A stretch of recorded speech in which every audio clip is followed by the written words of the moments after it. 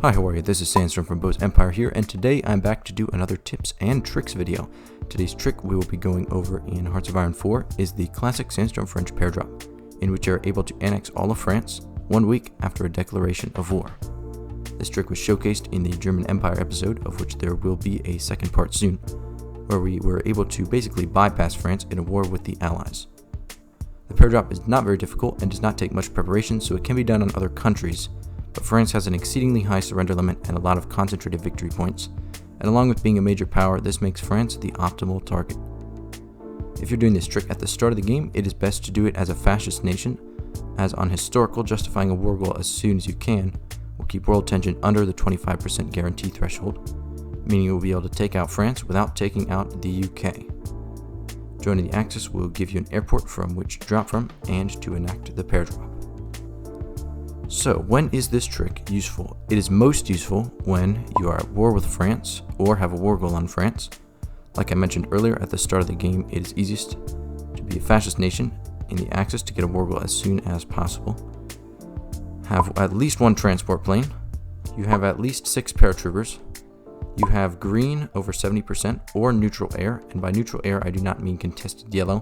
I mean that there are no planes from any nation in the air zone. France must not have fixed their government yet. The only way the Paradrop works is because France's surrender limit is modified to 70% compared to the default 20% of other nations. Around 1940 to 41, France gets rid of the modifier and the Paradrop will no longer work as intended. If you're doing the Paradrop as Germany, you also want to make sure that you have completed the focus Rhineland, so that you can cover your whole border with France so that they won't invade your nation while you are paradropping. Same goes for Italy and any other nation you might do this as that borders France. And now that the scenario has been explained, let's get into a sample game in Hearts of Iron 4 to show the trick. We're going to be beginning a new single player game in the 1936 scenario. Today we're going to be playing as Japan, because I feel they are a powerful enough country, and they showcase all the benefits of this Paradrop. And playing as Germany will not show you how to join the Axis and move your troops over, and it was already done in our last Bose Empire video. So let's start, make sure we're on historical AI focuses so that nothing crazy happens. We don't need to be on Iron Man mode. Alright, now that we've loaded in, let's sort out our nation. First research we need to get, obviously, is going to be paratroopers. Doesn't really matter what other researches you get. It's usually a good idea to go down in the industry and engineering at the beginning of the game. Next up, we don't really need to build anything with our factories, but with the military factories, we're going to have to create some transport planes, because I do not believe Japan starts with any. So let's just put a load of factories on transport planes. We only need one, but it can be helpful to have a few more. And for our national focus, these other ones will give you a civil war, the democratic and communist paths, which might sort of jank up your game, especially if you're going to war with France this early on. So it is advised, if you're doing this as Japan, the fascist path. The one focus you don't want to do as Japan before the Paradrop is the Greater East Asian Co-Prosperity Sphere, because it will take you out of the Axis. So just try to avoid that until you are finished with the Paradrop. Next we need to group our army up into one big army here, and we're going to take over 10 divisions into a new army.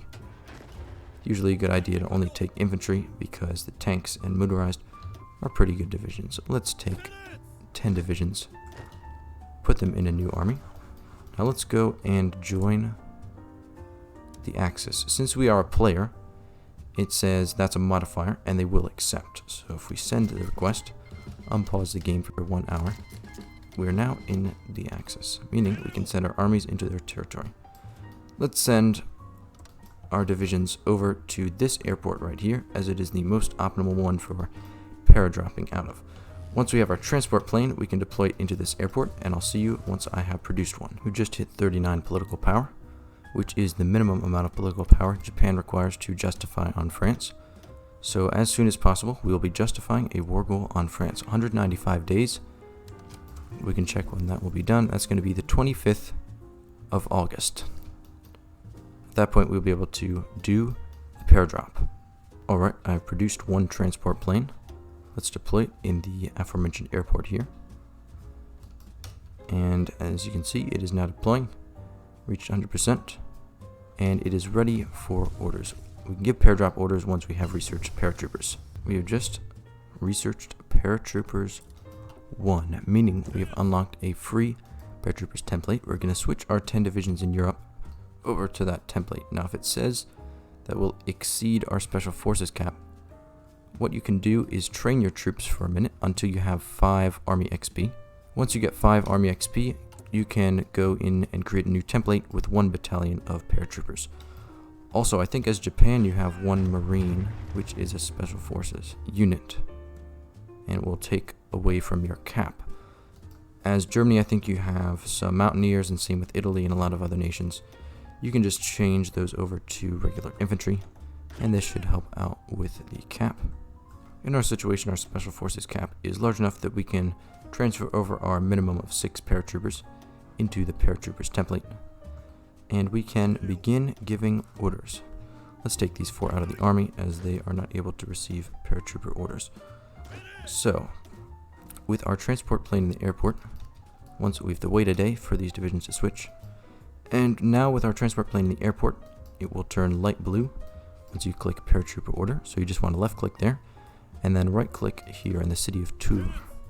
That's our first city we're going to drop into. Then Calais. This is a very fine order of paradropping, as it will allow their troops to leave certain key victory points like Paris and other high value points to go to your smaller value points that you have paradropped onto in the beginning of the paradrop. So even though the paradrop is very quick, it has a finite order, and it probably won't work if you don't do it in this correct order. So we have Lille as our number 3 city. Number 4 is going to be Paris. Number 5 is going to be Orléans. And number 6 is going to be Marseille. Our war goal justification on France is now complete. Let's declare war on France immediately. And activate our order for the paratroopers, and they should get going as soon as possible. You don't need to worry about anything over here in Asia.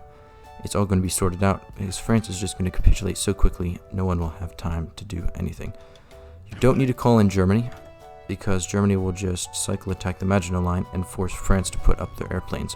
You don't need any other airplanes besides this one, because France won't see it as a threat, and since there's no battle happening between their border and the German border, they won't see any need to put up their aircraft. So, as long as there's no aircraft out, you can paradrop. This is what I mean by neutral air. So let's just unpause and watch the paradrop take place.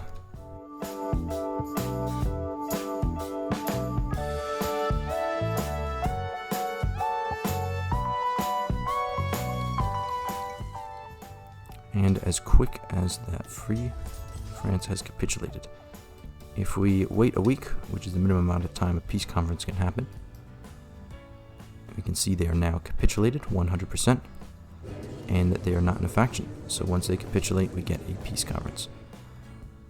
Most people might be tempted to take all states, but it is a Sandstorm suggestion that you puppet France on one province for 2 reasons. One reason is that you will get their fleet, and if you have Together for Victory, you can annex the puppet and then retain their fleet, which is quite helpful as Japan, because you're already a pretty good naval power. A few extra ships from France will not hurt. Second reason is, once we end the turn here, we've puppeted them down here in Djibouti, we can see they might get ghost manpower, which is something that sometimes happens when you puppet a large nation in a small area. Not sure why this happens, and I'm not sure if it's just me, but sometimes they'll get the amount of manpower that you get from normal France, even if the puppet does not own it. So let's take a look. Their manpower is 500,000, and that's obviously not getting it from here, because there's only 86,000 population in the province. So they are getting some ghost manpower, which can be helpful to steal, because again, with Together for Victory, you can go and train divisions from France and use up their manpower. Although as Japan, you have plenty of manpower, it can be helpful if you do this as a smaller fascist nation like El Salvador or Dominican Republic. So thank you very much for watching. I hope you did enjoy this episode. We can continue this on, and I will release some more tips and tricks videos on Hearts of Iron 4 very soon. Till then, I will see you later. Goodbye.